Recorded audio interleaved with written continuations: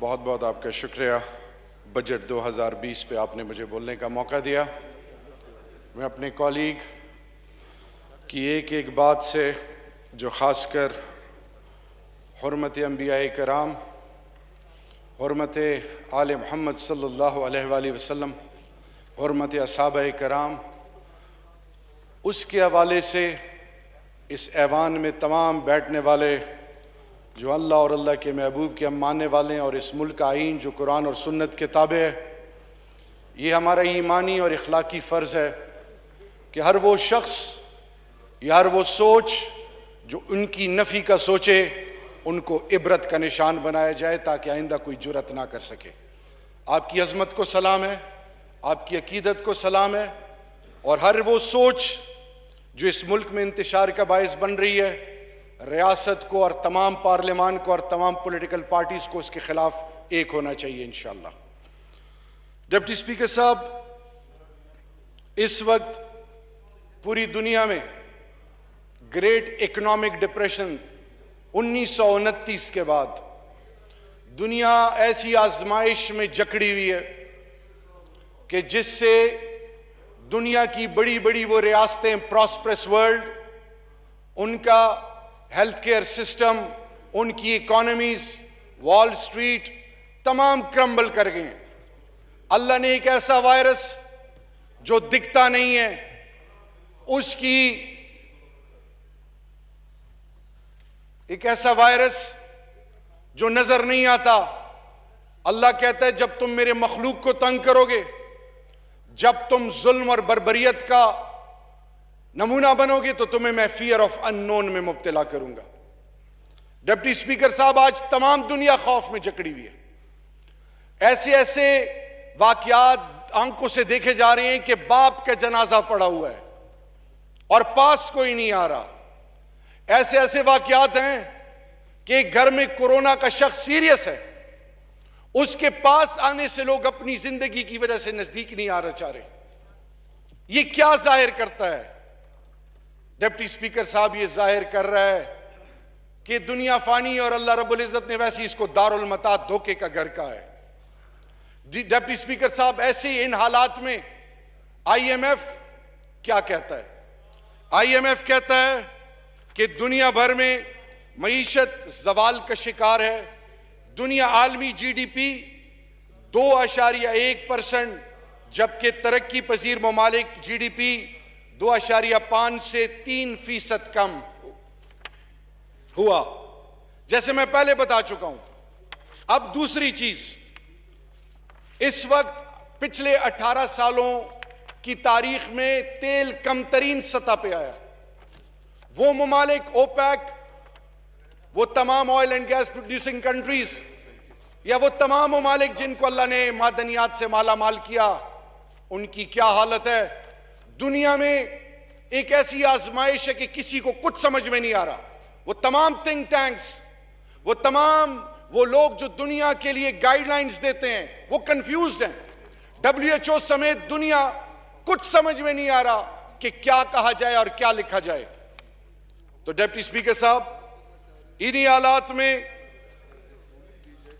مدینہ کی ریاست کا نعرہ لگانے والی ہماری حکومت، نئے پاکستان کا نعرہ لگانے والے، جس کا میں حصہ ہوں، ہم نے بجٹ دیا 2020۔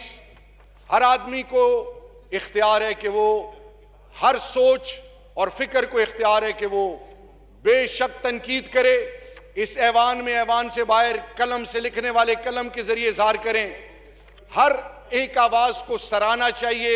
ریاست کا وقت ہے کہ وہ کا کام ہے کہ ان کی بات سنیں، اور اس بات کو سننے اور ایسے طریقے سے سنیں کہ وہ قوم ایک ہو کے اس کا حل ڈھونڈے۔ اب نمبر 1، باوجود شدید معاشی مسائل کے حکومت نے کوئی ٹیکس نہیں لگایا، نمبر 1۔ نمبر 2، 20 ارب روپے صحت کے شعبے کو اور 64 ارب روپے تعلیم کو شعبے کو دیے گئے۔ یاد رکھیے 18th امینڈمنٹ کے بعد یہ وہ پیسے ہیں جو ریاست، وفاق، جو اسلام آباد، گلگت بلتستان، آزاد کشمیر، فاٹا اب خیبر پختونخوا کا حصہ بن گیا، 18th امینڈمنٹ کے بعد ہر صوبہ تعلیم اور صحت کے حوالے سے فنڈز ایلوکیٹ کرتا ہے، اور یہ جو میں نے ابھی آپ کو فگرز بتائے یہ وفاق کے حوالے سے ہے۔ طبی شعبے میں 75 ارب روپے رکھے گئے۔ طبی شعبے میں آج الحمدللہ پاکستان اس نہج پہ پہنچ گیا کہ جس کے پروڈکٹس کو گلوبلی سراہا جا رہا ہے۔ پاکستان چاہے وہ سینیٹائزر ہو چاہے کوئی چیز ہو، میں زیادہ ڈیٹیلز میں نہیں جانا چاہتا۔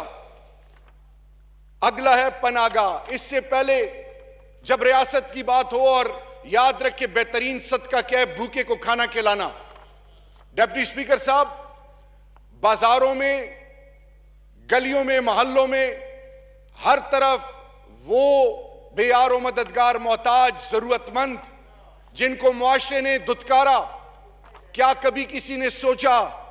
آج الحمدللہ پچھلے 22 ماہ سے 21.5 ماہ سے جب انیشیٹو پرائم منسٹر نے پناہ گاہوں کا لیا، اور جب وہاں پہ وہ یاد رکھیے ان بھائیوں اور بہنوں کے لیے کہ فرعون نے جب خدائی کا دعویٰ کیا تو موسیٰ علیہ السلام نے رب ذوالجلال سے استدعا کی، کلیم اللہ تھے، اللہ میاں سے ہم کلام ہوتے تھے کہ یا رب العزت، فرعون نے خدائی کا دعویٰ کر لیا اور وہ نسل کشی کر رہے، تو میرے رب نے فرمایا کہ اے موسیٰ، فرعون روزانہ 70,000 لوگوں کو کھانا کھلاتا ہے، اس کا یہ عمل جب تک ہے اس وقت تک کچھ نہیں ہو سکتا۔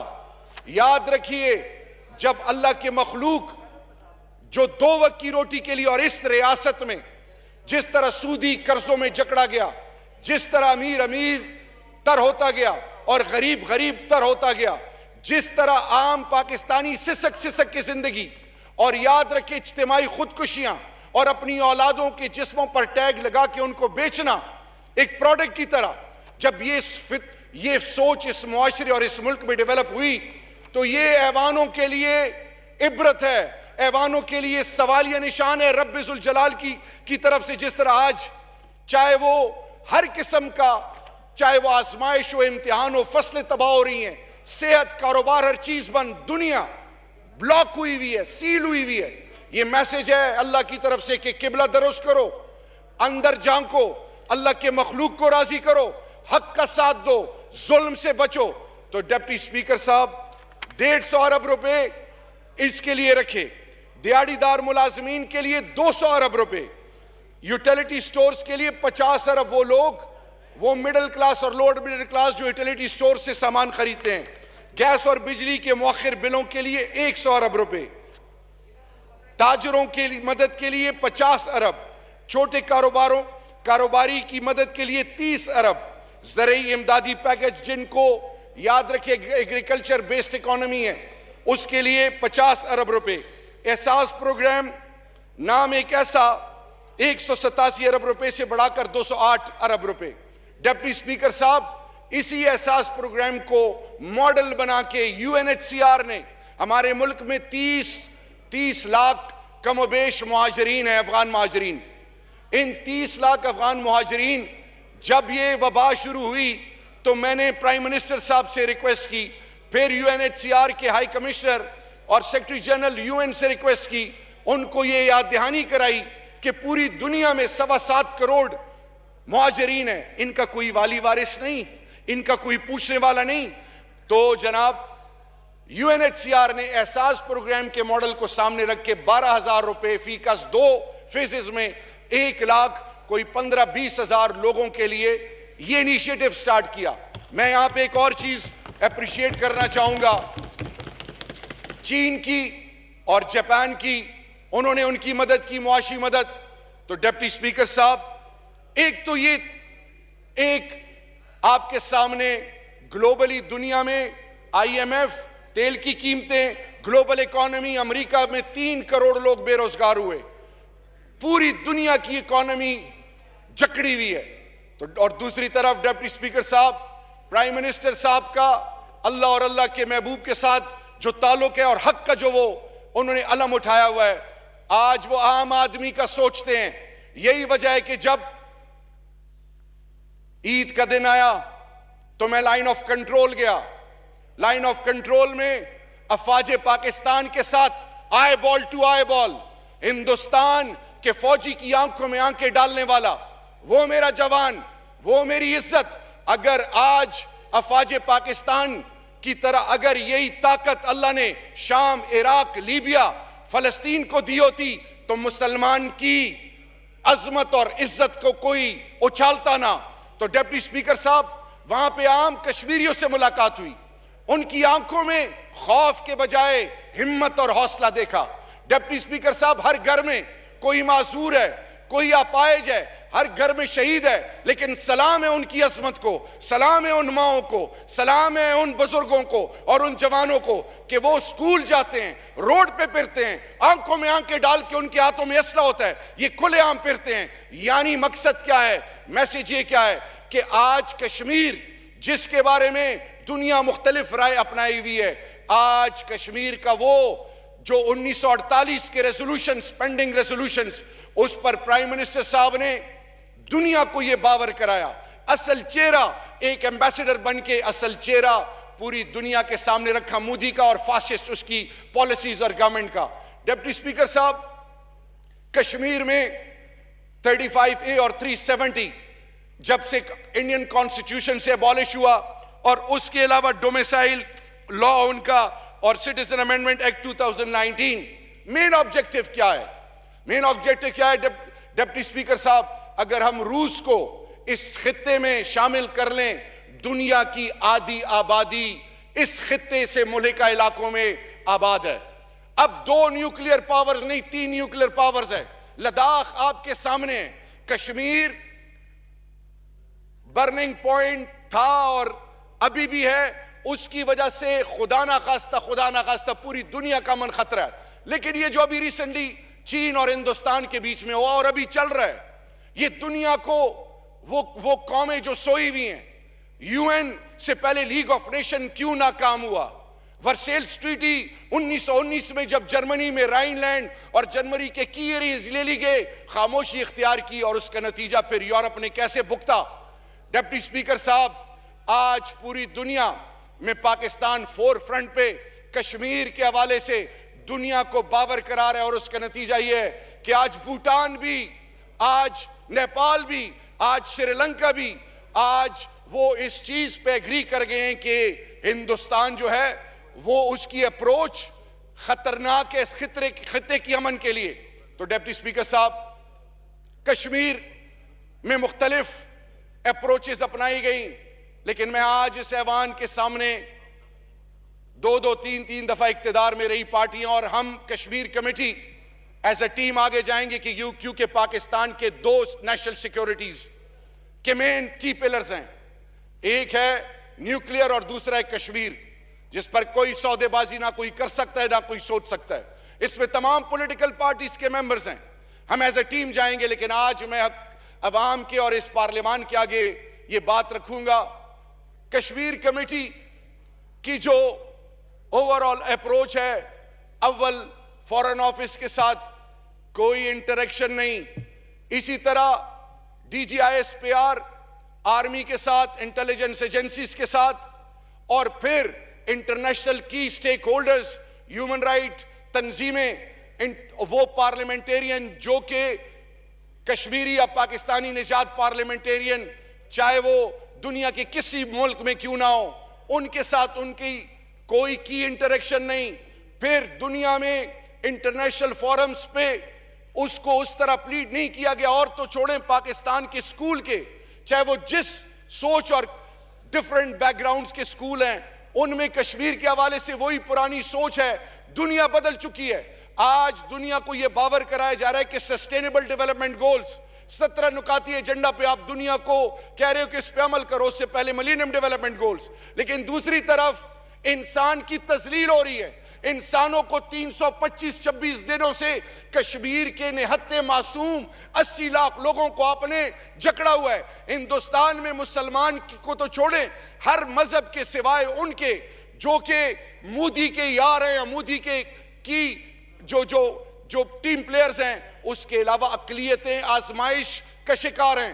تو ڈپٹی سپیکر صاحب، اسی چیز کو سامنے رکھ کے ہم نے یہ ڈیسائیڈ کیا انشاءاللہ کہ ہم نے ایکیڈیمیا کو انگیج کرنا ہے, یونیورسٹیز کے پاس جانا ہے, ہم نے پاکستان کی یونیورسٹیز میں اپروچ کرنا ہے, یہ پتہ کرنا ہے کتنے پی ایچ ڈیز ہیں, یہ پتہ کرنا ہے کہ وہ پاکستانی نژاد جو پارلیمنٹیرین دنیا کے مختلف پارلیمنٹس میں ہیں, ان کو اپنی پارٹی کے مینیفیسٹو کو سامنے رکھ کے ان ایوانوں میں اس پہ ڈیبیٹ کرانی ہے. تو ڈپٹی سپیکر صاحب, یہ پرائم منسٹر صاحب کا ایمان ہے اور ہمارا ایمان ہے انشاءاللہ. اللہ قرآن میں کہتا ہے جیسے گمان کرو گے ویسے فیصلے کروں گا. انشاءاللہ اس آزمائش سے ہم نکلیں گے. میرا ایمان ہے مذاق اڑانے والے مذاق اڑائیں, تنقید کرنے والے تنقید کریں. ڈپٹی سپیکر صاحب, we are the future of this entire globe انشاءاللہ. مستقبل ہمارا ہے. لداخ میں جس طرح ہوا ہندوستان کو منہ کی کھانی پڑی, ہم کسی کے خلاف کوئی منفی سوچ نہیں رکھتے, لیکن ڈپٹی سپیکر صاحب جب تک اللہ اور اللہ کے رسول اور اس دھرتی ماں کے ساتھ روحانی کمٹمنٹ نہ ہو, یہ ایمان کا حصہ نہ بنے, اس وقت تک ایمان کامل نہیں ہے. ڈپٹی سپیکر صاحب, مل کے ہمیں ساتھ چلنا ہے. پولیٹیکل پوائنٹ سکورنگ بھی کرنی چاہیے, کرٹیسزم بھی کرنا چاہیے, لیکن جب پاکستان کی بات آئے, عام پاکستانی کی بات آئے, اس پہ ہمیں ایک ہو کے پاکستان کا سوچنا ہے, کیونکہ پاکستان ہے تو ہم سب ہیں. پاکستان زندہ باد. بہت شکریہ جی.